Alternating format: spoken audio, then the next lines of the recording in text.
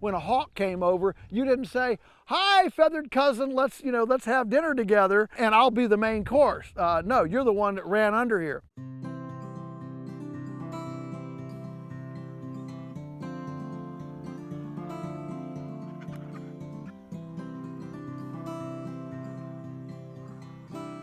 So this is what we call the Millennium Feathernet. So this is pastured egg production. I'm sure many people familiar with the work of the Lunatic Farmer know about the egg mobiles. The egg mobiles are completely free range on rubber tires and act as a pasture sanitizer behind the cows as we move them along.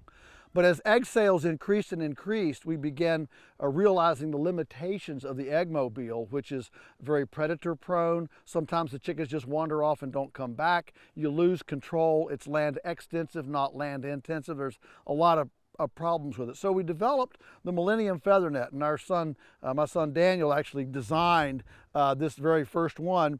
And so there's 1,000 chickens here.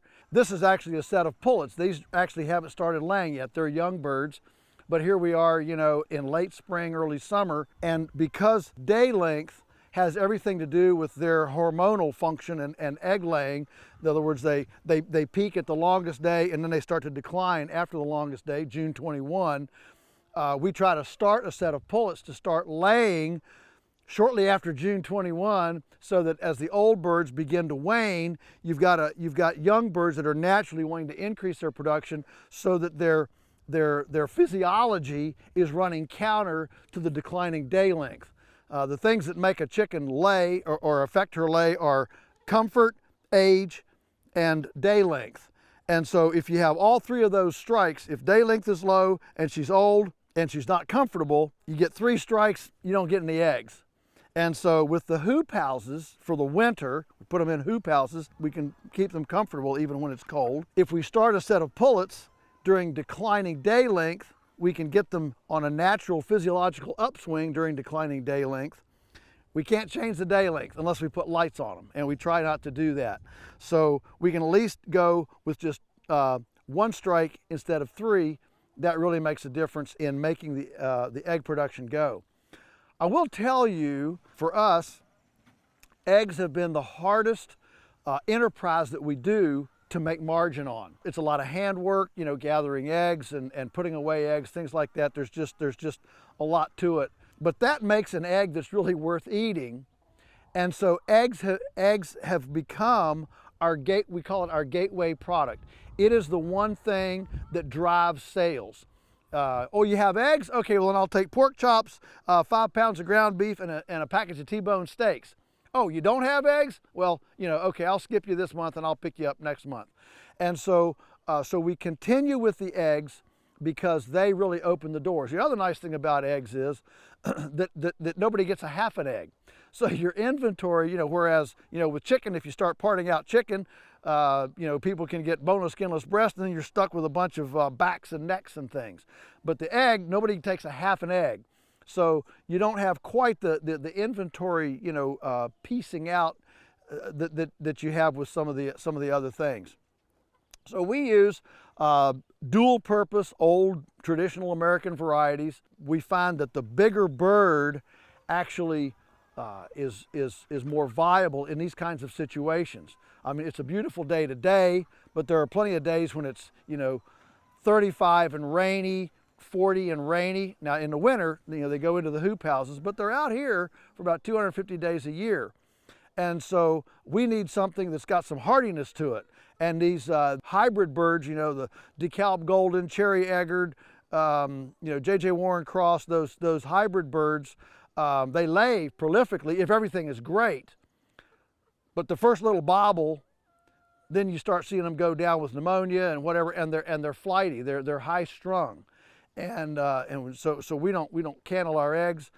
We sell hundreds of thousands, millions of eggs, and we've never had a problem with blood spots or anything. And partly because these old traditional varieties, these bigger bodied hardy varieties, are actually more docile. So they don't stress as much, whether it's weather or frightfulness or whatever. They just hold up better that way. We have begun hatching our own chicks. We started that about 7 years ago, where we're taking the old birds and actually hatching those eggs. And we've been very, very pleased with that. We don't do it to save money, but what we've seen over the 6 or 7 years we've been doing this is a gradual upgrade in the quality of the bird, the longevity of the bird, the productive capacity of the bird, and the size of the bird. They're also smarter, because remember, these birds have been with us. You know, our only question for breeding stock is, are you old, are you healthy, are you productive? And if you're old, healthy, and productive, we want your genetics. In other words, you're the ones that for 2 years, when a hawk came over, you didn't say, "Hi, feathered cousin, let's have dinner together, and I'll be the main course." No, you're the one that ran under here. And so we're actually seeing an increase in intelligence and just adaptability, viability of fit with the pastured program. Now, if you know anything about conventional American Western egg production, you know that is primarily confinement factory houses. You've got 9 chickens in an 11 by 22 inch cage, caged production. In other words, a chicken spends her whole life on less space than about a half a sheet of paper, of notebook paper.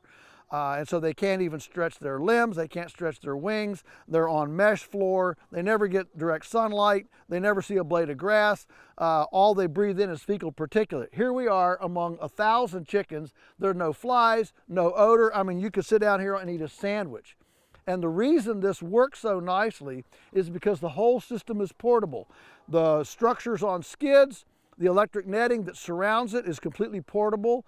So every 4 days, these guys get moved to a completely different quarter-acre circle. Every 2 days, we move the shelter. So we move the shelter 2 positions within one netting setup, and we just leapfrog those nettings through the field, one after another, and set up new ground. This is a really nice way to be able to very simply and cheaply get into pretty significant egg production. This is, of course, very cheap, and we run it on different ground from year to year, and we can let these birds express their chickenness, eat some salad bar as a tonic, run around, and actually, live a complete expressive existence of a chicken more than they could on a dirt yard in a homestead 100 years ago. So the infrastructure that's allowed us to do this, the electric netting, piping to be able to get water to them, simple, very small dimension lumber so we can make large, what we call tinker toy infrastructure, all created by the bandsaw mill with a 1/10 of an inch kerf. And so there's a lot of technology in making this kind of light scale, light footprint, mobile infrastructure at this scale possible. And so it's an exciting time to be alive in agriculture. It's an exciting time to be able to move to a higher integrity, a more authentic product. The eggs are out of this world. They sell themselves. And if you've ever eaten one, you never want to go back to the factory farmed egg.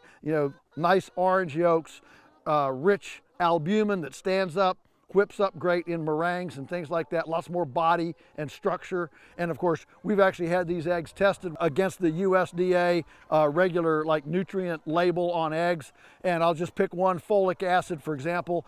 Our eggs have on average 1,038 micrograms per egg. The USDA official label is 48 micrograms of folic acid per egg. That's 48 compared to 1,038. These are not little 10% deviations. These are massive deviations in nutrient capacity, and you can pick that up in the taste, and that's why people want these eggs. So, it's a simple, elegant, resilient program on pasture with no stationary house, moving them, no manure to haul.